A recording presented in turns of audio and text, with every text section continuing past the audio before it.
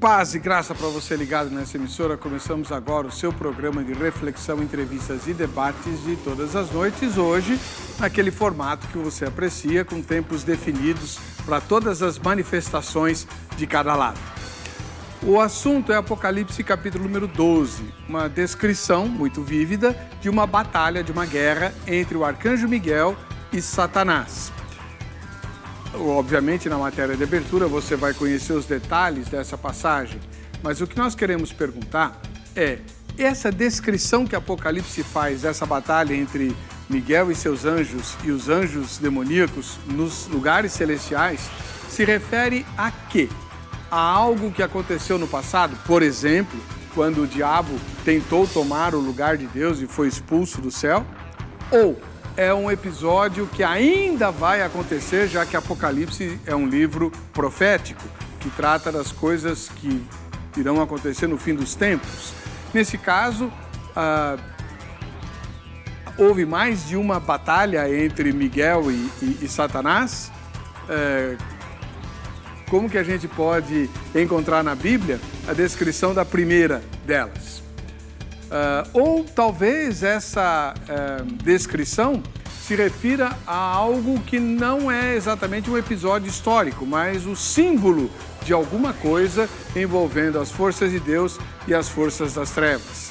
Enfim, a ideia é interpretar da maneira mais adequada possível o que ensina Apocalipse 12. E mais importante do que tudo, como esse ensinamento deve afetar a minha e a sua vida, a minha e a sua fé, a minha e a sua caminhada no serviço do Rei dos Reis, do Senhor Jesus. Está no ar o Vejam Só.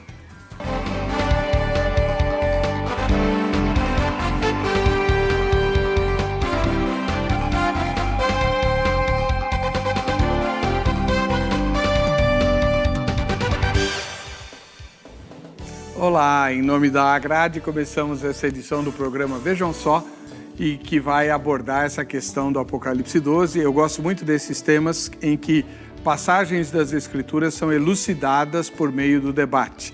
Os nossos dois debatedores são conhecidos de você. Quando a gente trata de questões ligadas ao fim dos tempos, escatologia, o nosso leque de opções não é tão grande. A gente faz questão de trazer os melhores. E trouxemos hoje, mais uma vez, o pastor José Serafim de Oliveira, ministro da Igreja Assembleia de Deus do Ministério Belém. Paz e graça, pastor Serafim. Tudo bem com o senhor? Paz e graça, reverendo Heber. Tudo bem, graças a Deus. Quero cumprimentá-lo. Prazer estar revendo o pastor Mauri. Já é o nosso segundo encontro, não é, pastor? Vocês gostaram de brigar um com o outro, né? Aliás, não brigamos, né? É uma briga entre aspas, não é? É um diferencial de pensamento, de interpretação, de ideia. Com certeza. O que pessoalmente não denigra a imagem de nenhum nem do outro. Verdade. Mas esse programa me honra muito. Agradeço por Deus ter me aberto essa porta. E nas igrejas que eu passei nessa semana, eu não sei todas, viu? Então vão ter um grupo de irmãos aí ligado, nos assistindo. E você não calcula, reverendo Weber, como eu sou cumprimentado nas igrejas, como o pessoal assiste o programa, gosta do programa, fala bem do programa. Que bom. Eles têm uma queixa, viu? O horário. Horário e pouco tempo para nós. Quando a coisa está pegando fogo, acaba. Pois é. Mas essa é a história da televisão, né? Fazer o quê? Quando a televisão for minha, vai mudar essa história. Amém. Pastor Serafim, a igreja que o senhor é membro...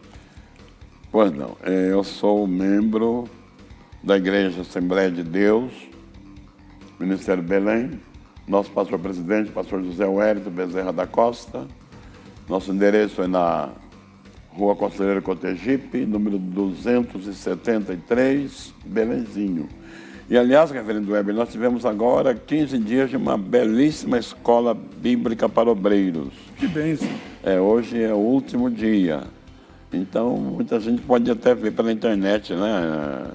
Entrando lá na Assembleia de Deus, Ministério do Belém, Escola de Obreiros, vai pegar nas nossas palestras, que para mim é uma riqueza muito grande, né? Com certeza. Está encerrando hoje esse trabalho. Treinar os professores. Treinar todos os obreiros em geral, né? E onde sempre traz mensagem muito profunda, muito maravilhosa. E eu tive a grande oportunidade de, por 2 vezes, participar também, poder falar alguma coisa diante de gente tão boa lá, né? Eu me sinto até pequeno. Que é isso.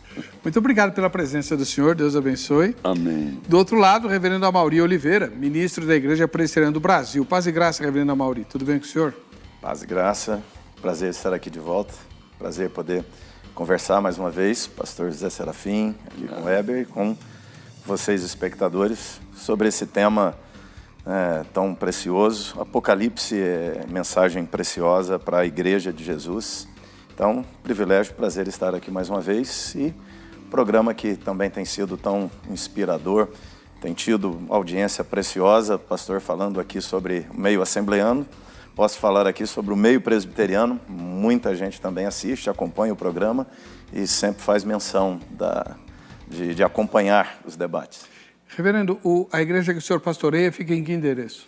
Igreja Presbiteriana da Penha fica na rua Major Rude, 145, no bairro da Penha, bem no centro da Penha, perto do cemitério, Hospital São Gabriel, fácil de encontrar.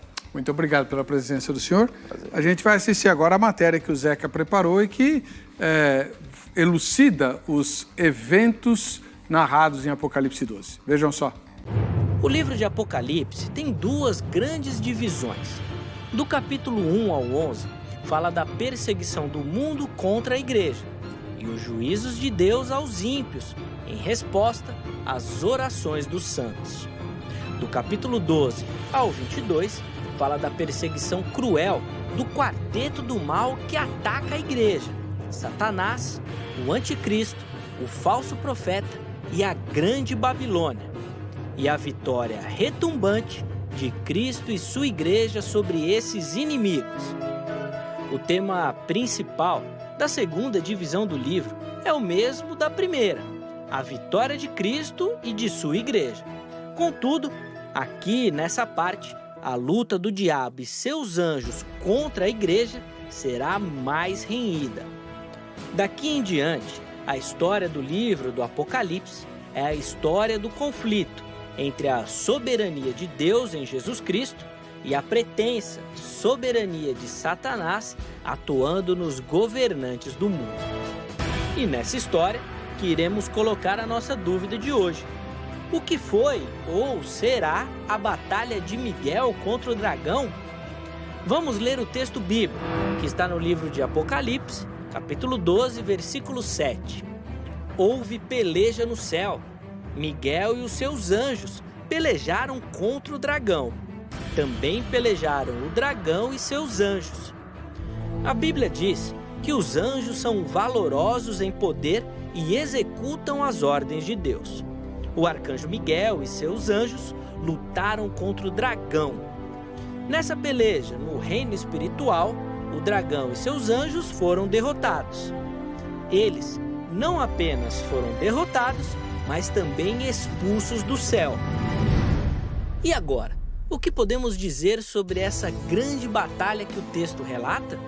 Ela já aconteceu? Irá acontecer? Faz referência a uma batalha real? Ou uma metáfora de batalhas que o cristão enfrenta em sua vida? Fique ligado, o debate de hoje está apenas começando.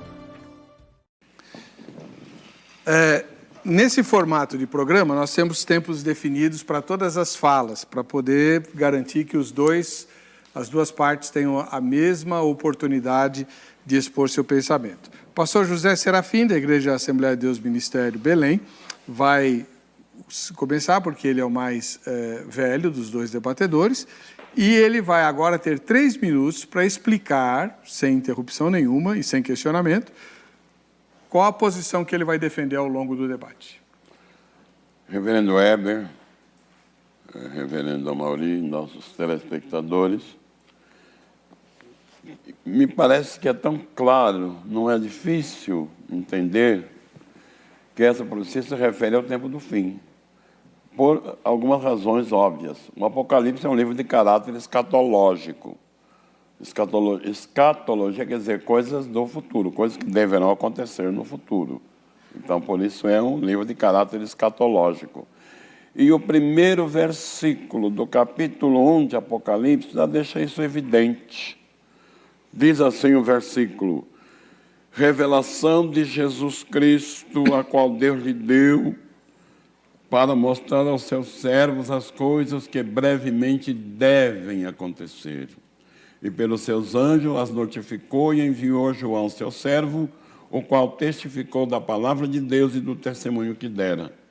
Me parece que já está elucidado. Quando ele declara as coisas que brevemente devem, não que aconteceram, não que se passaram, mas que brevemente devem acontecer. Então, no que se lê, tudo que se lê do Apocalipse, do 1º ao 22º capítulo, são coisas que devem acontecer, são coisas futuras, que Deus revelou a João, seu servo, e hoje, pela graça de Deus, temos as Escrituras nas nossas mãos, o auxílio do Espírito Santo para poder compreendê-la, e o desejo que deve estar no coração de cada cristão de cada vez conhecer melhor a palavra de Deus. Que Satanás foi expulso, quando a Bíblia fala do céu, é bom entendermos que o céu que se refere aí não é a morada de Deus. O céu é esse espaço sideral. Mesmo a gente lê lá em Gênesis, quando se refere aos pássaros, diz às aves do céu, que eles vivem no espaço, não é?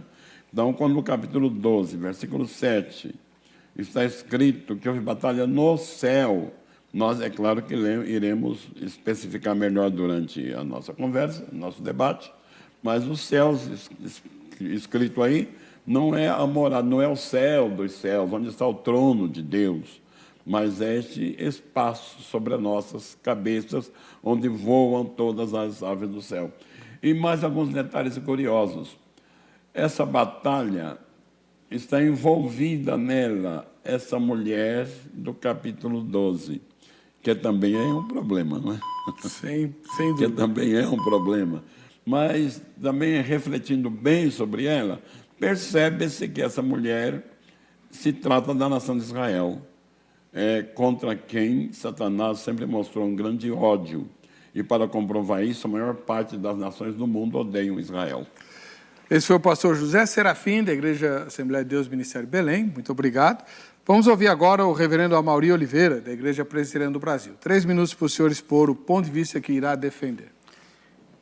O livro de Apocalipse, ele tem as linhas de interpretação futurista, preterista, idealista, né? Tem as várias linhas de interpretação.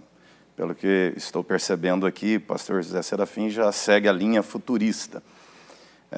Eu tenho um entendimento de que é possível perceber todas essas linhas diferentes em Apocalipse exatamente porque Apocalipse tem questões literais, questões idealistas, questões futuras e questões passadas, questões do presente que João está vivendo e recebendo a revelação.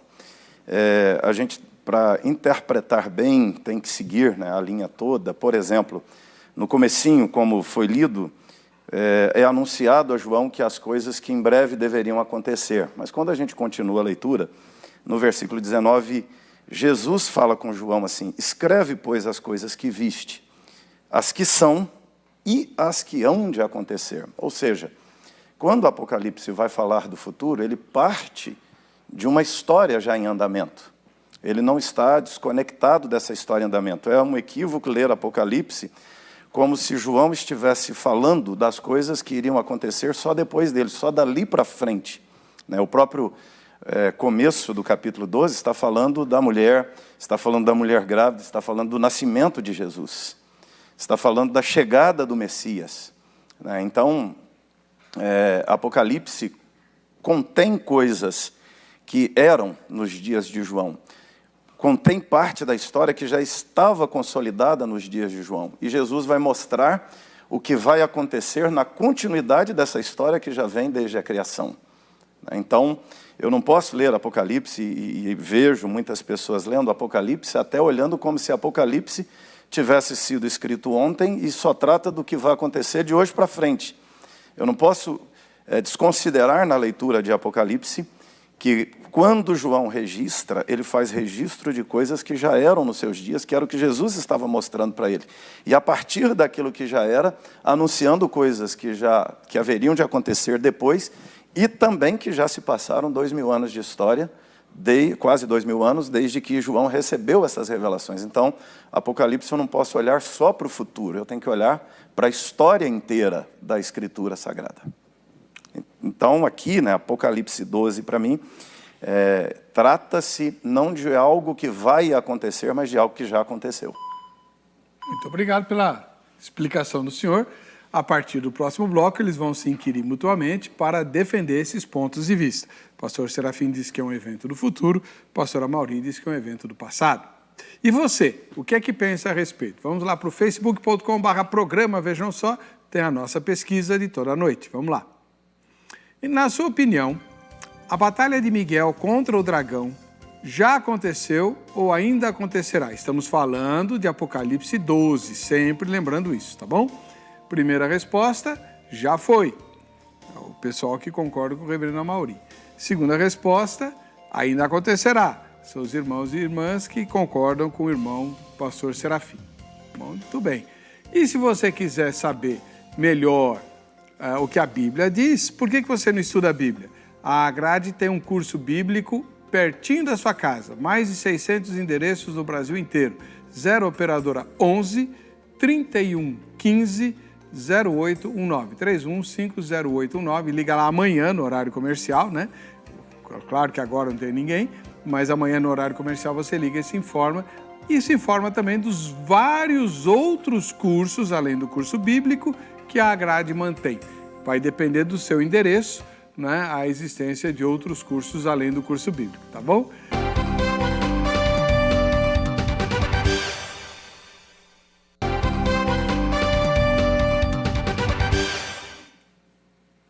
Chegou o momento, então.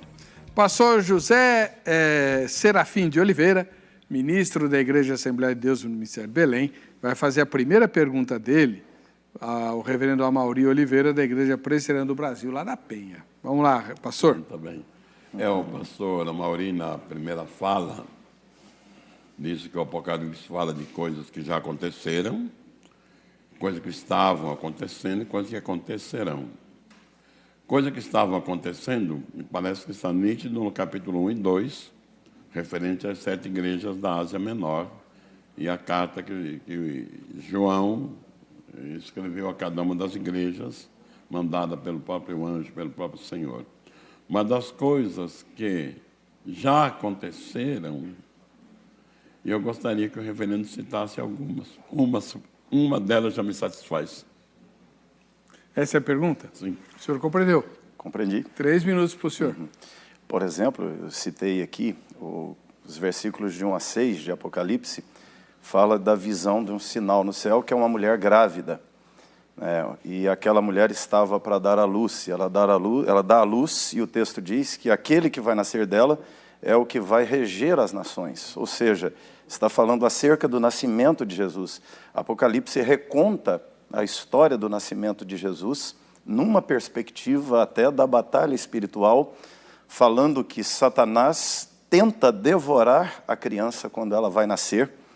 Então, quando João menciona, ou quando Jesus dá essa visão a João de uma mulher grávida, é um recontar da história inteira. Quem é essa mulher grávida? Primeiro, essa mulher grávida é a própria Eva, que recebe a promessa de que do ventre dela sairia um varão que ia esmagar a cabeça da serpente. À medida que a história se desenvolve, nós podemos dizer que todas as mulheres estão grávidas e há uma expectativa. A qualquer momento nasce um Messias, nasce um Salvador. Deus, na continuidade da história, forma um povo, que é a nação de Israel. Então Deus diz, olha, dessa nação. Por isso a mulher tem uma coroa de 12 estrelas, está identificando de que nação seria. Da nação, Deus identifica que é da tribo de Judá. Então a mulher é a tribo de Judá. E da tribo de Judá é a família de Jessé, a família de Davi, a raiz de Jessé. Então é a mulher, aqui a família grávida, até que por fim vamos a Maria, e Maria está grávida de Jesus e Jesus nasce. Ou seja, ele está apontando que há um sinal ao longo da história do que Deus vai fazer. Tem a ver com Jesus, com o Messias que vai nascer. Ele está recontando a história do Messias. Esse é um dos fatos. Aliás, nós vamos até o capítulo 2 e o capítulo 3, ele está falando de realidades vigentes nos dias que a própria igreja está vivendo, os dramas que a própria igreja está passando naqueles dias. diante das ações de Satanás contra a igreja. E a partir daí você tem 7 selos que vão se abrindo, e nós vamos perceber que em cada um dos selos ele vai partir do que está acontecendo para descrever aquilo que vai acontecer. Então é uma linha do tempo, é uma linha da história do que está acontecendo e do que acontecerá no futuro, e Apocalipse faz isso o tempo inteiro. Ele vai no futuro, fala do juízo final, da concretização da história, retoma a história, vai de novo ao final, e cada vez que ele vai ao final, ele avança um pouco mais e joga mais luz, detalhes acerca do fim. Muito obrigado. Pastor Serafim, seus comentários. Reverendo Amaury, o seu comentário é perigoso. Dá uma forte impressão de um politeísmo. Porque o senhor disse que vários Messias nasceram. A Bíblia fala de um Messias, especificamente um, Jesus Cristo. Ele não tem nem ninguém igual a ele, ninguém que se iguala a ele. Ele é único. O senhor disse outra coisa que, na minha visão, é um absurdo. Que essa mulher se referia a Eva, ou a todas as mulheres. Também não vejo o menor senso de ligação numa coisa com a outra. Aliás, a Eva se enganou muito. Quando nasceu o primeiro filho, Caim, alcancei do Senhor o varão, achando que era ele que esmagara a cabeça da serpente, até que ele mostra realmente quem ele era. E depois a história daí se desenvolve. Que o senhor citou o capítulo 2 e 3, isso daí eu já havia dito na minha primeira fala, que é coisa que aconteceu no momento. Agora, do passado, não. Quando se refere, como diz o senhor, do nascimento de Jesus, recontando a história, o nascimento de Jesus já havia acontecido, mas ele mostra aí o capítulo 12, versículo 7, a perseguição que se fará à semente da mulher. A mulher grávida está claro, porque diz o texto que ela deu à luz a um varão que há de reger as nações com vara de ferro. Me parece que não resta dúvida que se refere a Jesus Cristo, esse varão. A mulher fugiu para o deserto. Ora, está claro que é futuro, está claro que é futuro. Essa mulher é a semente, é a nação que representa a nação de Israel. Porque tanto a igreja como a nação, às vezes aparece como mulher na Bíblia. Então, quando fala mulher grávida, com ânsia de dar à luz, deu à luz a um varão. Pois bem, qual foi o primeiro ataque do dragão contra essa criança? Foi usando o rei Herodes. Deus lhe deu proteção. Mas Satanás nunca vai deixar de lutar contra ela. Hoje a sua luta não é tão aberta, porque na terra tem uma igreja, um povo de Deus que clama, que ora e impede a ação do diabo. Esse povo tirado da terra se cumpre segundo Tessalonicenses 2, versículo 7, que é um que o resiste até que do meio seja tirado. Então, aí sim, quando a igreja for tirada e chegarmos no templo da demonstração da ira de Deus, é aí que essa batalha se desenrola, porque Satanás está ocupando esse espaço sideral. Há vários textos bíblicos que o atestam, e nós falaremos na próxima fala, porque já estou ouvindo o sinal. Pois é. Vamos lá. Agora é a vez do reverendo Amaury. Ele tem 3 minutos. Se quiser usar parte do tempo para fazer a tréplica, pode. Sim. E tem que formular a pergunta dele ao pastor José Serafim. Eu não disse aqui que nasceram vários Messias. Eu disse que a humanidade estava grávida esperando o Messias. Que a própria Eva, né, como o pastor mesmo disse, quando nasce o filho, ela acha que é o Messias. Por quê? Porque ela está grávida, ela está esperando o Messias. Tem uma promessa, vai nascer um varão que vai resgatar. E o tempo inteiro há uma expectativa do Messias em Eva, há uma expectativa nas mulheres todas do Velho Testamento, até que essa expectativa se concretiza no Messias. Quando Deus forma a nação de Israel, ele diz que vai ser desse povo. Desse povo ele diz que vai ser de Judá, e de Judá ele diz que vai ser da família de Davi, e finalmente vem o nascimento de Jesus. Então não são vários Messias, né? É um Messias só que há expectativas o tempo inteiro ao longo da história, esperando a chegada do Messias. Por isso a mulher grávida, é a humanidade grávida esperando a chegada do Salvador. A pergunta que eu vou colocar, então, pensando aqui na questão da batalha como sendo futura, né, e não uma batalha do passado, por que é que João, ao descrever essa batalha, ou né, a revelação que João recebe ao discorrer sobre essa batalha, não fala haverá uma batalha no céu, e sim o verbo egenesen está no passado. Houve uma batalha. Ou seja, ele está vindo lá do começo, desde a expectativa de Jesus ao nascimento de Jesus, e quando ele sai dessa cena na terra e sobe para o céu, ele diz, houve uma batalha no céu, e fala da antiga serpente. Essa é a pergunta? Essa é a pergunta. O senhor compreendeu? Por que o verbo está no passado e não no futuro? 3 minutos para o pastor Serafim. Não podemos criar uma doutrina em cima de apenas um verbo, mas em cima do contexto completo. Quando João fala profeticamente, ele fala como que vem do futuro. Na sua visão futurística, ele diz, houve uma batalha no céu. É claro que essa batalha vai acontecer claramente quando se cumprir toda essa profecia. Que essa mulher seja especificamente Israel, também é claro, não pode ser a humanidade toda, porque a humanidade toda não esperava e nem espera o Messias. A humanidade, na verdade, espera o anticristo, não o Messias. E sempre esperou o anticristo. A humanidade não tinha conhecimento, nem sabia da vinda do Messias. Nós não vamos ter tempo de ir mais longe, mas aí fica muito claro. Quando a família de Caim se desviou, eles não esperavam mais Messias nenhum. Eles tornaram-se violentos, tornaram-se até materialistas. E da família de Sete, quando nasceu Enos e se começou a invocar o nome do Senhor, talvez eles esperassem esse Messias, até que foram iludidos pelas mulheres das filhas de Caim, se misturaram a elas, misturou o santo com o profano, e Deus acabou com todo aquele povo antediluviano. Mas, recomeçando com Noé, nós sabemos que também logo se desviaram da pessoa de Nimrod, que o bisneto de Noé, e a terra se encheu outra vez de violência. Por isso, Deus separou um povo específico. No capítulo 12, chamou Abrão. De Abrão, Deus separou um povo específico. Deste povo exclusivo é que deveria vir o Messias.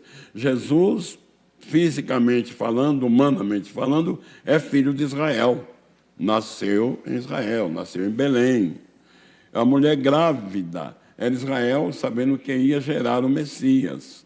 Então, agora, como Israel fechou, não recebeu seu Messias, estamos no período da igreja, o período do gentio, cumprindo-se Lucas, capítulo 21, versículo 24.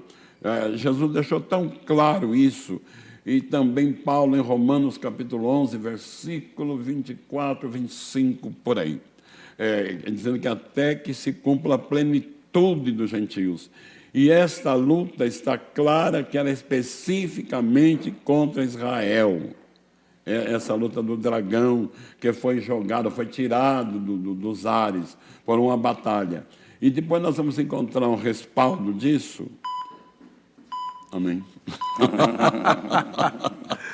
Tem 10 segundos. Tem 10 segundos? Capítulo 12 de Daniel. Naquele tempo se levantará Miguel, grande príncipe, que se levanta pelo espírito do teu povo, e haverá um período de angústia, qual nunca houve. E no próximo fala minha, eu creio que eu vou poder especificar melhor sobre essa mulher. Tá bom. Reverendo Amaury, 3 minutos, seus comentários. Uma primeira questão, né, é que o próprio contexto, se ele vem falando do nascimento de Jesus, o contexto não é de futuro, o contexto é de passado. Então, além do verbo estar no passado, o contexto da narrativa é um contexto, né, de coisas que aconteceram. Eu não consigo enxergar por que arremeter essa batalha para o futuro. Eu considero também uma leitura não precisa da Escritura quando a gente enxerga na Escritura que o alvo de Deus é Israel. O alvo de Deus não é Israel. Israel não é o fim de Deus. Israel é o meio de Deus. Israel não é o alvo do plano da redenção. Israel é o meio de Deus para se revelar, e o plano e o propósito de Deus é com as nações da terra. A primeira promessa é feita a Adão e Eva.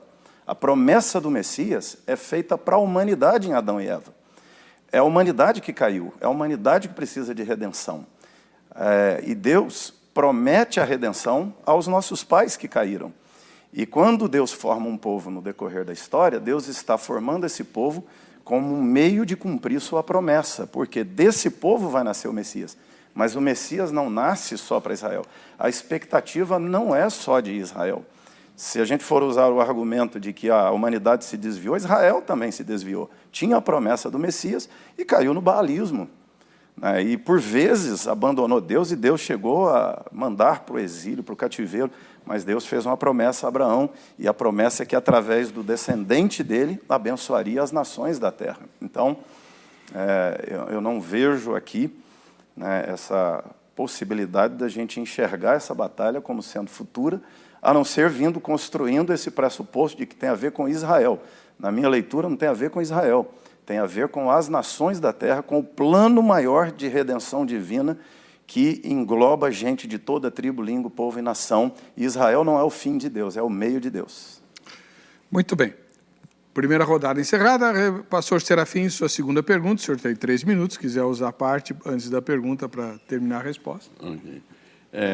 Reverendo Maurício, referindo que Israel não é um plano, um propósito, é apenas um meio de Deus, a minha pergunta seria o seguinte: Deus mantém fiel a sua promessa? Ele prometeu a Abraão que da sua semente ele viria o Messias. Futuramente ele promete que o Messias vai ocupar o trono de Israel, o trono de Davi, porque ele deu um trono perpétuo, e o próprio Jesus Cristo veio da descendência de Davi. E vários textos das Escrituras, tanto no Velho como no Novo Testamento, mostra que o reino será em Jerusalém.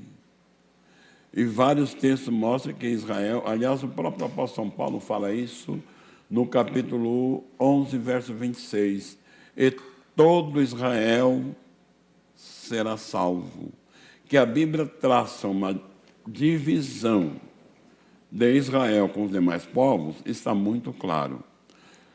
Quando o reverendo se referiu a toda a humanidade, houve 2 oportunidades. A primeira, com os antediluvianos, que todos se desviaram. A segunda, com o povo que povoou a terra logo após o dilúvio, pós-dilúvio.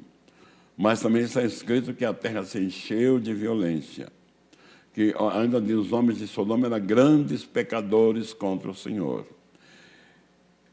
Também vejo aí um plano do diabo para inviabilizar a promessa de Deus da vinda do Messias. Toda a humanidade corrompida, não tinha por onde vir o Messias. Deus chama um homem.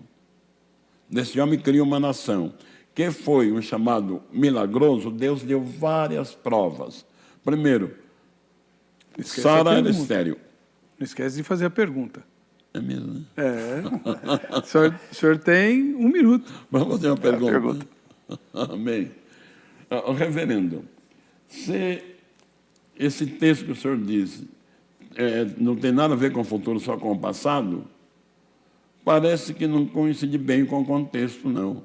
Porque a mulher receberá asa de grande águia, vai fugir para o deserto, escondida da... Que deserto é esse? Que asa é esse? Que 42 meses é esse que se refere? Pastor Serafim fez a pergunta, o senhor entendeu? Entendi. 3 minutos para o senhor. Ele está, como eu disse, recontando a própria história, né, da redenção.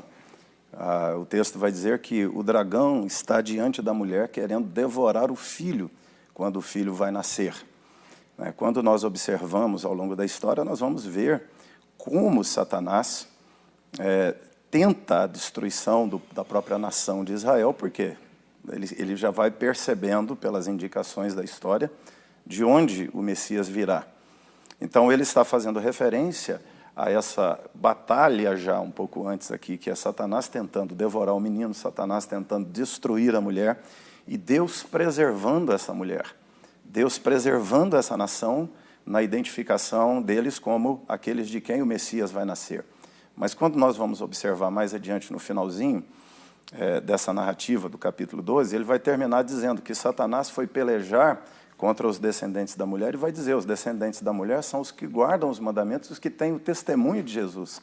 Ou seja, ele está falando da igreja, a continuidade da batalha. Ele está dizendo como Deus preservou Israel para que não fossem de fato exterminados, porque Deus fez uma promessa a Abraão, e essa promessa resguarda o povo não só até quando o Messias vem, mas os resguarda também como povo, como grupo étnico, herdeiros ou descendentes de Abraão, né, e herdeiros também dessa promessa. Ele fala da preservação deles, mas o próprio Satanás muda seu alvo. O alvo deixa de ser a mulher e o alvo passa a ser os descendentes da mulher, porque eles têm o testemunho de Jesus. Ou seja, a bronca de Satanás agora, e capítulo 13, capítulo 14, ele vai discorrer sobre essa guerra ou essa perseguição, esse levante de Satanás contra a igreja, porque é onde o Messias está sendo revelado, é onde o Messias é pregado, é onde o Messias está sendo mostrado às nações da terra. Então, isso daqui já mostra para nós, né, que essa ação de Satanás vai ser em relação à igreja e não em relação a Israel. Vamos olhar nesse momento da história, nós vamos perceber que a agência proclamadora do reino dos céus na terra não é Israel, é a igreja. O propósito de Deus está se cumprindo, como diz Paulo, em relação à igreja. E Deus provocando ciúme em Israel, através da igreja, Israel vai conhecer a salvação.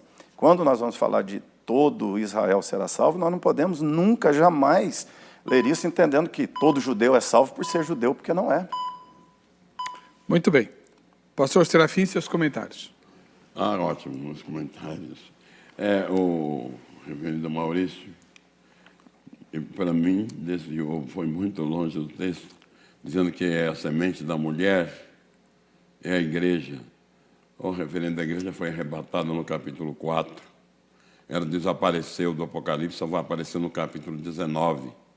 Então, não pode ser a semente da mulher, não pode ser a igreja, que a igreja, nessa ocasião, já está no céu com Jesus, nas bodas do Cordeiro, deverá voltar quando passados esses 7 anos. E ainda o texto especifica bem que a mulher foi levada ao deserto, onde é sustentado por 42 meses, ou seja, 3 anos e meio.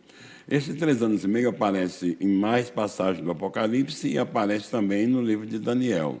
Então, não é um texto isolado, é um texto que está espalhado na Bíblia.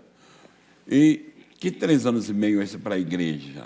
Esses 3 anos e meio se refere a Israel, claramente Israel. Por quê? Deus ainda tem um plano para com Israel. Quando nós lemos no livro de Zacarias, especialmente o capítulo 14, agora no capítulo 13, versículo 6, tem um texto impressionante. Quando eles viram aquele personagem que veio do céu coroado de glória, no Monte das Oliveiras, foi o monte onde Jesus partiu para o céu, e é lá que ele vai voltar para colocar seus pés, para derrotar o anticristo pelo assopro da sua boca, pelo esplendor da sua vinda, como diz Paulo em 2 Tessalonicenses 2:9. Portanto, é Israel que vai estar em aperto pelo anticristo para consumi-los. Eles clamarão por socorro divino, Jesus vem em socorro do seu povo. E capítulo 13, versículo 6 de Zacarias, e quando viram suas mãos machucadas, feridas pelos cravos, irão perguntar: que feridas são essas nas suas mãos? Ele dirá: essa é ferida com que eu fui ferido em casa dos meus amigos. Aí o texto seguinte fala que eles irão chorar e se reconciliar com seu Messias. E então haverá agora um concerto com Israel. Eu não falei também, reverendo, que todo israelita é salvo. Israel como nação, não como pessoa individual. Então Israel, nessa ocasião que a igreja está no céu, já se cumpriu o tempo do gentio, como falou Jesus em Lucas 21 e 24, como falou Paulo em Romanos 11, 24 e 25. Então, o tempo do gentio passou, voltou o tempo de Israel. Israel agora não é igreja, é o remanescente de Israel. E é essa semente da mulher que o dragão persegue. Muito bem. Reverendo Mauri, sua vez agora para a sua segunda pergunta. Eu queria fazer uma pergunta aqui, assim, pela linha de interpretação do pastor do livro de Apocalipse, que é mais do que do próprio livro de Apocalipse, é a linha de interpretação ou de leitura da Bíblia inteira. Eu queria perguntar o que o senhor, assim, o que o senhor pensa acerca do darbismo de John Nelson Darby, porque a tua maneira de interpretar e de ler a Bíblia, de situar igreja, Israel, plano da redenção, esse propósito divino, a tua linha de interpretação é darbista. Então, eu queria, assim, a relação ou o histórico que nós temos de Darby como igreja não são as melhores referências. Até 1830, quando Darby elabora essa forma de ler a Bíblia, a gente tem a maneira não centrada em Israel como Darby o faz. Então, o senhor concorda com o movimento do darbismo, com os irmãos Plimontes? Reverendo, eu acho meio estranho falar de darvismo. Eu não me baseio nisso, não. Isso para mim não tem sentido. Me baseio na Bíblia. A palavra de Deus é suficiente, ela toda. Então, aí me parece que não tem espaço para tais interpretações. A Bíblia é uma sequência, tanto que o Apocalipse mostra o fim de todas as coisas e entrando na eternidade. Disso não podemos fugir em hipótese alguma. Quando Jesus, eu prefiro Jesus ao Darwin, viu? Quando Jesus disse que o tempo do gentio vai se findar, quando Paulo volta a falar sobre isso, quando João fala do seu evangelho, que o judeu o rejeitaram e abriu-se uma porta para o gentio, então nós estamos no tempo do gentio. Isso foi mostrado a Daniel nas 70 semanas, claramente.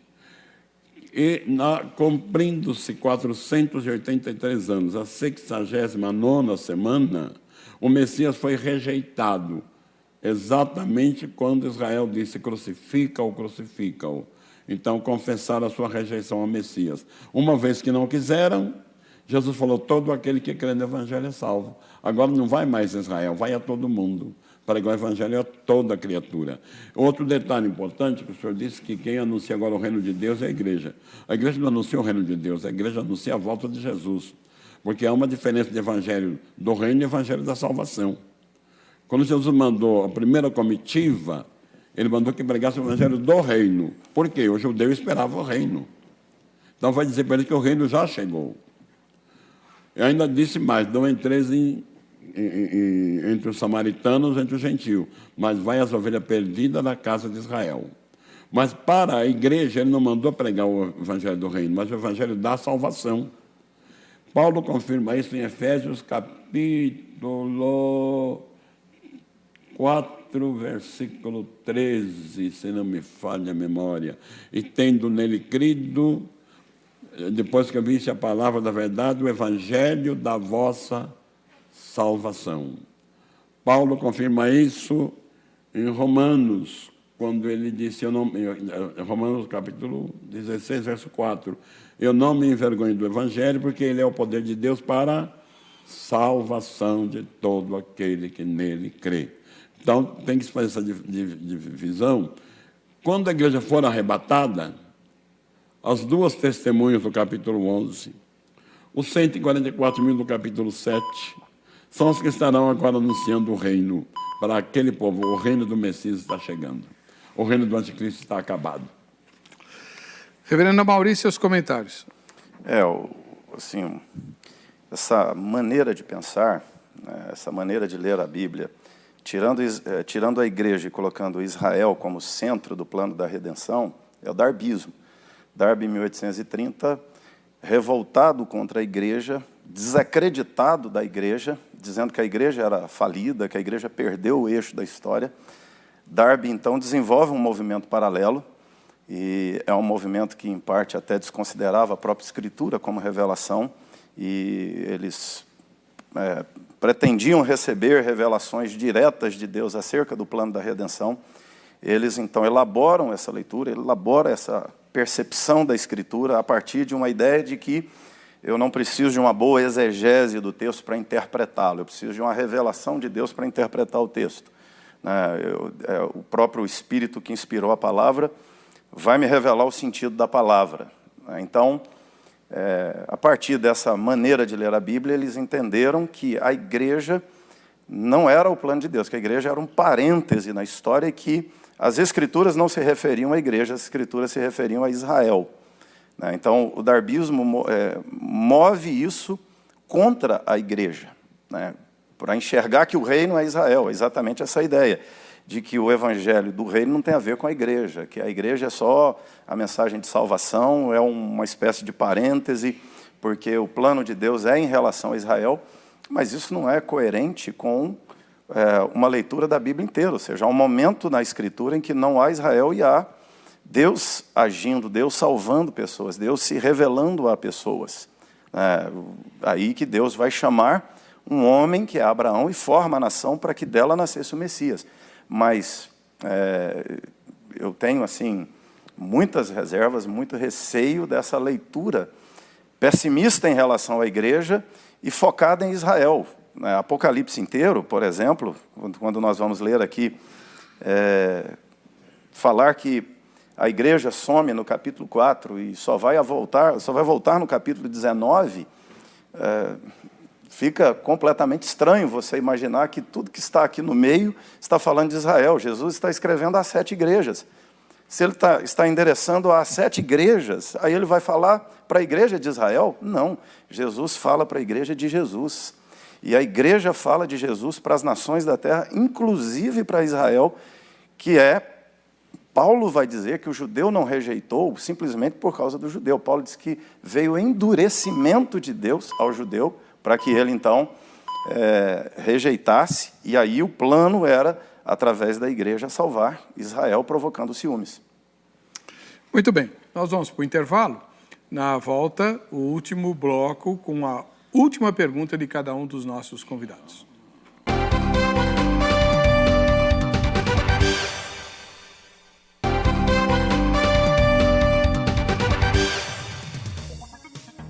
Muito bem, vamos para a última pergunta do pastor José Serafim, da Igreja Assembleia de Deus, Ministério Belém. Vamos lá.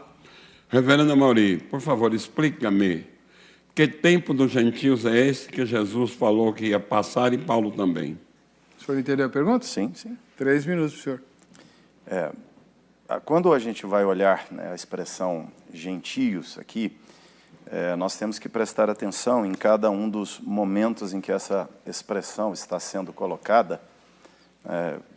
Paulo vai falar o tempo agora dos gentios, que é esse tempo de revelação do evangelho, do reino sendo mostrado aos gentios, conforme várias e várias promessas do Velho Testamento de que a revelação da salvação se daria também aos gentios, que o evangelho seria proclamado às nações da terra, como Salmo 96 vai dizer, anunciai entre as nações a sua glória, as maravilhas de Deus. Então, Paulo vai dizer que Israel é endurecido da parte de Deus para que pela transgressão de Israel viesse a redenção dos gentios. Ou seja, o evangelho vai ser anunciado aos gentios através disso. Paulo vai falar de uma plenitude dos gentios, que é esse tempo que nós vivemos do evangelho, esse tempo que nós vivemos da proclamação do evangelho do reino, que já é o que nós estamos vivendo, que já é a crescente do evangelho, já é o reino que é chegado aqui, como Jesus disse, o reino já está entre nós e ele vai se desenvolvendo e o evangelho vai chegando a cada povo da terra. Quando Paulo vai falar de plenitude dos gentios, ele está se referindo a esse fato de que no Velho Testamento a revelação está muito resumida a Israel, porque eles têm os oráculos, eles têm a revelação mosaica, eles têm a lei de Deus. Mas, nesse tempo da vinda de Jesus, Jesus ordena que sejam feitos discípulos de todas as nações da terra, ou seja, o evangelho é espalhado por toda a terra, o reino se expande por toda a terra, a luz do reino dos céus se espalha por toda a face da terra, e o sinal final é que seria pregado o evangelho a todas as nações, então viria o fim. Então, quando Paulo vai falar de gentios, de tempo de gentios, ele está pensando nesse tempo em que a redenção se expande, sai de Israel e vai para todos os povos da terra. Nós vamos ter expressões em relação a gentios com significados diferentes em Daniel. Nós temos expressões como, por exemplo, João vai dizer que o pátio foi entregue aos gentios para que pisassem, né, e tal. Ou seja, ele está fazendo até referência ao que foi feito em relação ao judaísmo um pouco antes de Cristo, quando o templo foi profanado em Jerusalém, quando o templo foi profanado em Israel com sacrifícios e aberrações feitas naquele lugar. Então, nós temos que entender que em cada um desses lugares, gentios, ou tempo dos gentios, tem conotações diferentes. Obrigado. Pastor Serafim, seus comentários. Parece que o reverendo não respondeu a minha pergunta. Eu perguntei que tempo do gentio é esse, quando ele há de terminar, Jesus e Paulo falaram a respeito da plenitude. Plenitude entende o tempo completo. Aqui, Lucas 21, 24, que eu já citei, eu acho melhor ler. E cairão ao fio da espada, e para todas as nações serão levados cativos, e Jerusalém será pisada pelos gentios até, um advérbio de tempo, até que o tempo dos gentios se completem. Me parece, aliás, me parece não, eu tenho convicção, quando a Bíblia fala de gentio, ela é bem específica, não há diferença de um livro para o outro quando fala de gentio. Gentio, todo aquele que não era judeu, era gentio. E aqui foi palavra do próprio Jesus, em Lucas 21 e 24, a Jerusalém será pisada pelos gentios, até que o tempo dos gentios se complete. Ora, é difícil não entender que, vencendo o tempo do gentio, não volte para o tempo de Israel, porque Deus não fechou a porta para Israel, fechou temporariamente para abrir uma porta para o gentio, uma vez que se completou o tempo que Deus determinou para o gentio, que é exatamente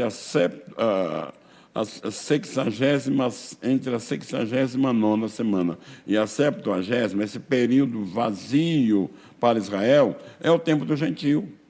Vencendo o tempo do gentio, começa outra vez o relógio que marcava as 70 semanas para completar a 70ª semana, que é exclusivamente para Israel. Porque Daniel não orava pelos povos. Está bem claro no capítulo 9 de Daniel. Ele orava pelo seu povo. Quem era o povo dele? Especificamente Judá. E por sua santa cidade. Qual era a santa cidade que ele pedia? Era por Jerusalém. Deus respondeu exatamente o que ele queria saber. Ele não teve nenhuma visão sobre igreja. Isso faria na cabeça dele um emaranhado que ele não ia entender nada. E Deus nos poupa, Ele não fala conosco numa linguagem que nós não podemos alcançar. Mesmo aquilo que Deus revelou para Israel, ele teve dificuldade de entender, e ainda pediu ao anjo que ele explicasse, e o anjo amorosamente explicou tudo para ele. O nosso tempo é curto, mas isso me empolga muito, viu? Me empolga bastante.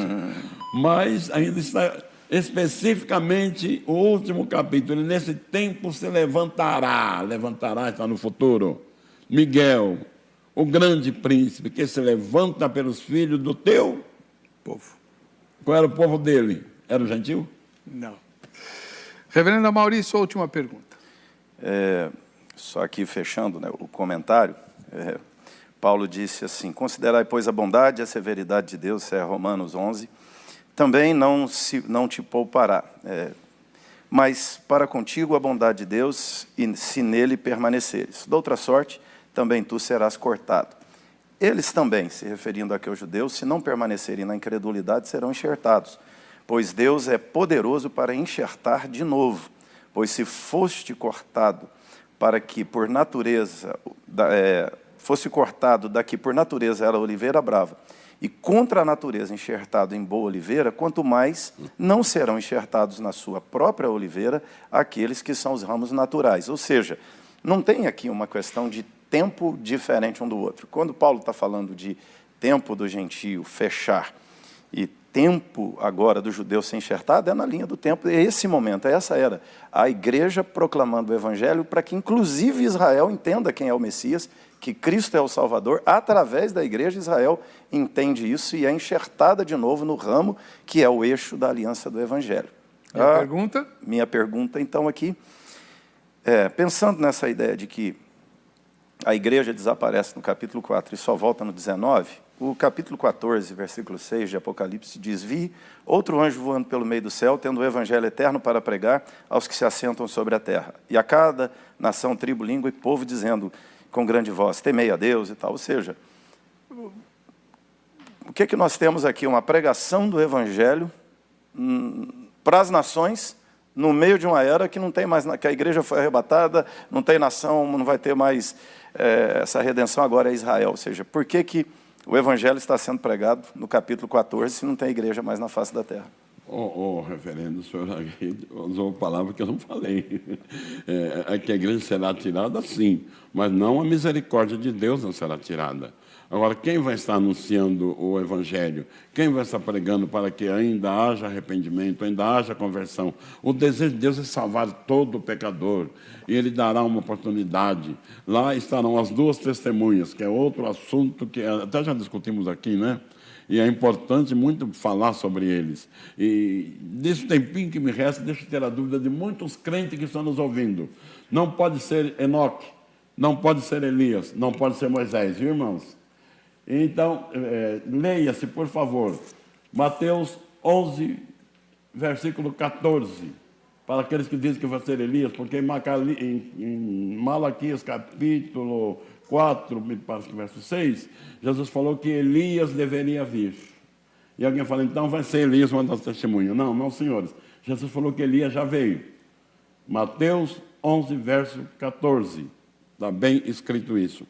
Pois bem, a pergunta do reverendo foi... Por que tem pregação? Por que tem pregação? Não é o tempo que a igreja pregou, ela pregou antes de ser arrebatada. Depois de arrebatada, Deus usará as duas testemunhas, Deus usará os 144 mil para continuar pregando. Deus ainda continua com porta aberta para salvar a quem crê. Aqueles que recusarem o sinal da besta. Porque quando lemos o capítulo 13 de Apocalipse, está bem claro que quem será condenado? Aqueles que aceitarem o sinal da besta na sua testa ou na sua mão. Aqueles que recusarem o sinal da besta não irão, não se perderão. E ainda se nós quisermos voltar um pouco para Mateus 25, do 31 ao 40, Mateus 25, do 31 ao 45, o juízo das nações. Ora, então dirá o rei se assentará no trono da sua glória, porá uns à sua direita, outros à sua esquerda. Oh, cada narração maravilhosa e que revelação clara, porque até então Jesus não é reconhecido como rei. O rei até aí, o rei do mundo é o diabo, mas agora Jesus vem destroná-lo, prendê-lo no capítulo 20 e assume as rédeas do governo. E o rei se assenta no trono e chama as nações para um julgamento. Aqueles que estiverem à sua direita dirão: vinde, benditos, possuem o reino. Aí não é judeu, aí todo aquele que crê. Os judeus, sim, os judeus serão a sede do governo, porque ainda Zacarias disse que 10 homens pegarão na orla do manto de um judeu e dirão: nos leve a Jerusalém, queremos adorar também o vosso rei. Amém. Bom, quem quiser conversar com os nossos debatedores, pode fazê-lo por meio do contato que está no nosso Facebook. E aproveita, já pede para o pastor Serafim um livro. Ele escreveu vários, né? Aqui tem 2 deles, um sobre família e outro sobre o profeta Daniel. Você já pede, já compra com ele lá, ele já manda autografado para você, tá bom? Eu não dei palavra para o senhor? Você falou muito. Então, reverendo Amaury, por favor. Eu entendo que assim, a gente tem que ter uma boa cautela com essa questão dessa forma, dessa linha de interpretação das Escrituras, né, que a gente tem que sempre ponderar que essa é uma herança darbista no meio da igreja evangélica hoje, né? Ou seja, isso não é uma melhor forma de ler as Escrituras, fazendo essa distinção aqui como sendo o plano de Deus para Israel. O povo de Deus, o verdadeiro israelita, Paulo vai dizer que é aquele que teme a Deus, é aquele que teme ao Senhor. Nós temos que diferenciar Israel como grupo étnico de Israel crente, do povo de Deus que está dentro da nação de Israel como povo étnico, que são aqueles israelitas que temem a Deus verdadeiramente, que são a igreja no Velho Testamento, que é o grupo dos crentes dentro de Israel. Então, aqui tentando dar um fechamento na questão do Miguel, que é de onde tudo partiu, quando nós temos essa batalha de Miguel, olha a cena, que é o menino, a criança é arrebatada para Deus. Essa entrada de Jesus no céu é que vai startar esse assunto da batalha de Satanás com Miguel. E o texto vai dizer que Satanás foi expulso da presença e lançado para a terra. E a terra, o texto vai dizer, ai da terra, porque Satanás desceu cheio de cólera e ira, sabendo que pouco tempo resta. E o texto vai dizer que na terra, quem tem o testemunho de Jesus, venceu Satanás. Vence o diabo por causa do sangue do Cordeiro e por causa do testemunho que eles têm. Ou seja, essa guerra de Miguel e Satanás não tem a ver com Israel. Essa guerra de Miguel e Satanás tem a ver com a redenção, tem a ver com a igreja. E Israel está aqui como parte da igreja também, os israelitas que creem em Cristo Jesus. Então, Daniel se enganou. Não, Deus não se enganou, pelo contrário. Daniel. Não, Daniel também não se enganou. Não, né? Daniel está falando do mesmo plano de redenção. Só que nós temos que entender que Daniel recebe a revelação, mas a revelação tem um progresso, ou seja, a plenitude da revelação não é Daniel, a plenitude da revelação é quando Jesus vem. A plenitude da revelação é o Messias. Daniel, Ezequiel, Daniel, Zacarias, a revelação está sendo construída. Ela não se clareia plenamente em Daniel, ela se clareia plenamente em Jesus. E Apocalipse é o arremate de tudo isso. Apocalipse é a conclusão, Apocalipse é o fechamento da Escritura Sagrada, está exatamente onde devia estar, porque ele é que costura tudo isto que vem sendo construído desde Gênesis. É uma linha histórica, uma linha do tempo, não uma fração de 7 episódios, 7 etapas diferentes. É uma linha, é uma história só, a história da redenção, a história de Cristo. Nosso tempo terminou. Quem quiser pode tirar suas dúvidas com os nossos convidados, como eu já falei. O contato deles está no Facebook.